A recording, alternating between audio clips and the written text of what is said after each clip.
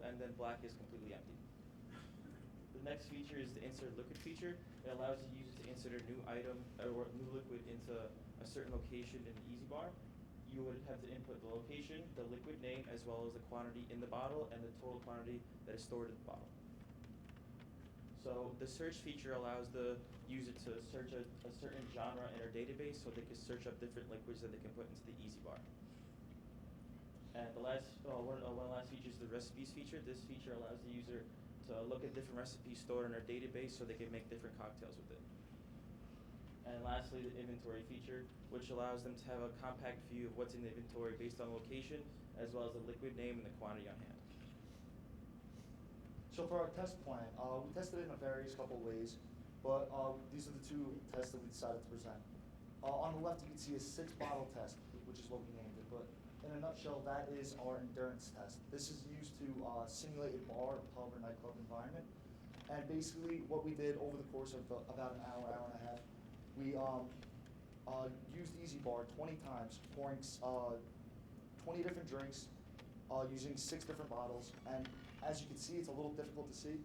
The expected amount is, the actual amount poured is almost directly on top of the expected amount poured.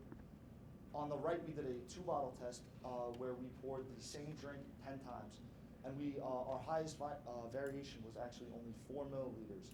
Over here, it's also important, it looks a little bit, the spikes look a little large, but it's important to note the y-axis, which only goes from 205 to 215 milliliters, which actually is only a third of an ounce. So a 4 milliliter variation is very, it's almost invisible to the naked eye. Ultimately, EzBar has a 98.3% pouring accuracy. So for our future plans, like we said, we had to make some various changes to our system, but we eventually want to expand the inventory capacity back to 10 bottles, or maybe even 15 or 20. This will give the user, the customer, a lot more options to navigate through, and a lot more drinks to be made by our EzBar. We plan to return to an RFID system because it promotes, it's more secure, and also provides a more user-friendly manner to approach the machine. Rather than having a pin pad system where you might forget your pin, now you just have the RFID tag, you can just scan it and it unlocks the machine. Next, we want to implement mobile notifications so that the bartender or bar manager could actually get a notification on their phone, which will let them know if the machine needs a refill, has malfunctioned, or it's time for a cleaning. Currently, our maintenance application is only on Android, but in our future plans, we plan to also develop a iOS version.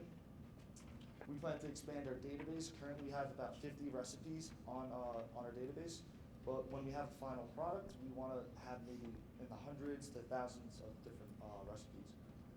Like Evan said before, we want to implement a single connected tubing system. This will mitigate the risk of leakage in our system and also make it easier to clean. And lastly, something we discussed in the past couple of days, we thought of a machine learning aspect to EzBar, with the sense that when a user comes up to the machine, they order a drink, the machine will recognize that they purchased that drink, and then as they return to the machine, as they purchase more drinks, it'll start recommending different types of drinks that they might want to try. So here's our demo. Yeah, so we're not doing a live demo. Sorry, guys. So the user comes up to the machine, they enter their PIN number in, and they're going to search by liquor in this case. And he's going to want some with whiskey in it. He's going to choose a whiskey and cola, and he's going to buy the drink. And so now it's going to activate those GPA opens, which as we pan over, you can see the air bubbles start flowing in the closer bottle, signifying that the liquid is flowing and the soda is properly open. As you can see with the liquid flow, it's a solid stream. It's not trickling out. It's not dripping. And then now we come back up, you see the first bottle stops and the second bottle starts flowing again, showing that we essentially transitioned bottles. We're not lying to you, we're not just pouring one straight bottle from you. As you again see another solid flow right here, and just for reference, we did not use liquor testing.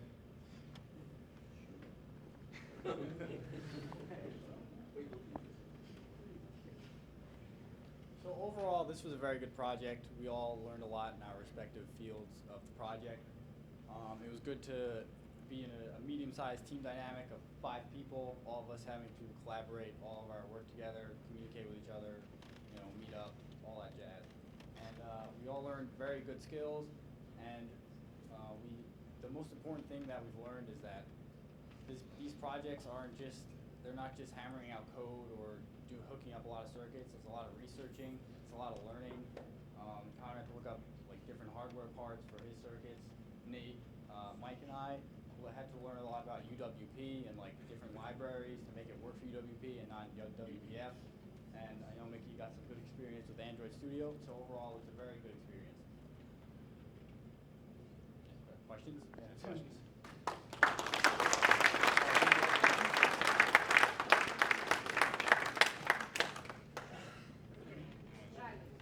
Okay. I'm not a big. I don't like my scats to smell like something, like ouzo.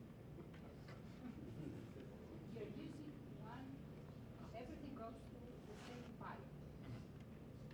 And, Yeah, so we initially were going to have a large single connector at the front, but towards the end of the project, we realized we were kind of running out of budget.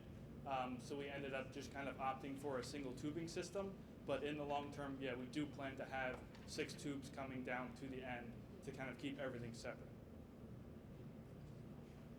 But this is a very impressive project, so really good.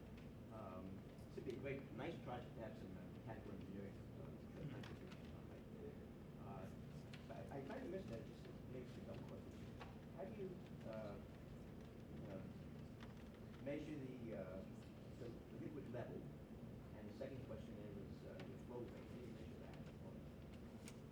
I guess I can take at least the flow rate question. So we did work with some mechanical engineers. They weren't obviously part of our team, but we knew them. They helped us out. They used Bernoulli's liquid or fluid flow equation to figure out what our flow rate is, and that's primarily based on the height. That's one of probably the biggest factors that goes into that. I mean, other aspects are just like the diameter of the tube, the length of the tube. The amount of time I mean, that's I did how I measured it because we did calculations, but because we did have leaks in our system, it wasn't the calculated flow rate. So the end flow we actually did have was on calculation where we ran, like I said, those simulated tests where we did it 10 times in a row and found that with a variation of 4 milliliters, we can just average those together and find that over the time that it took to pour that drink for those 200 milliliters, we figured out where our flow rate was that way. the amount of liquid in the bottle? Oh yes. So that is done by dead reckoning. Essentially, we measure for how long we're opening and closing the solenoids, and then we're using the exact flow rate to calculate that. Now, we do realize that there is a variation, and in our user manual, we do recommend kind of replacing the bottle before it gets to empty. That's why, that was the whole purpose of having that application with the color displays. You can kind of see, oh, I need to realize that I might want to change out this bottle before it gets too low. Does the software cut you off after certain drinks? So we originally had that in the RFID system. We didn't get a chance to implement it with the lock screen, but our idea is when we go back to the RFID system, we would reintroduce that back in.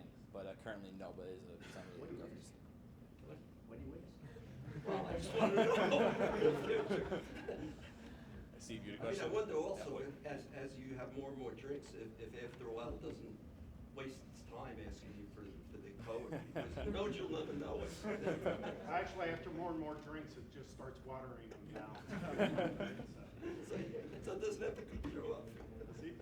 Yeah, so, like you guys mentioned that, because of the impact of the flow rate, when the level of the bottle is low, you have to change the bottle. But did you guys instead think of, implementing some type of weight sensing, pressure sensor, so that, when you put a glass on it, it knows, okay, this is how much weight is on it with an empty glass, and then instead of measuring the flow rate, you can measure, okay, if 1 milliliter of water, alcohol weighs this much, how much am I pouring in the cup? That way you don't have to worry about the flow rate.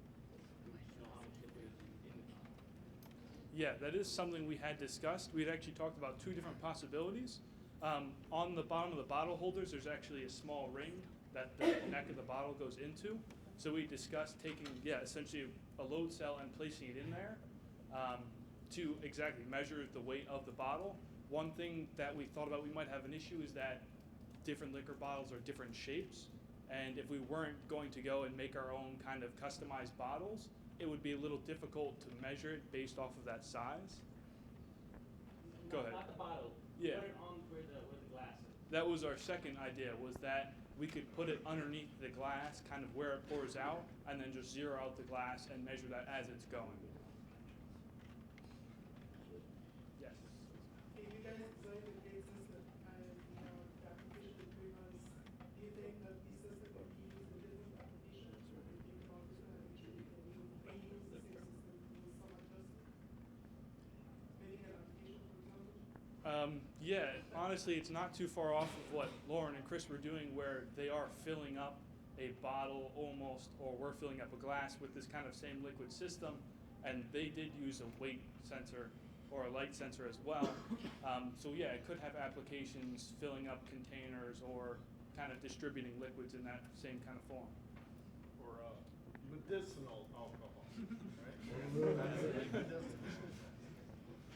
Okay, thank you very much. Great.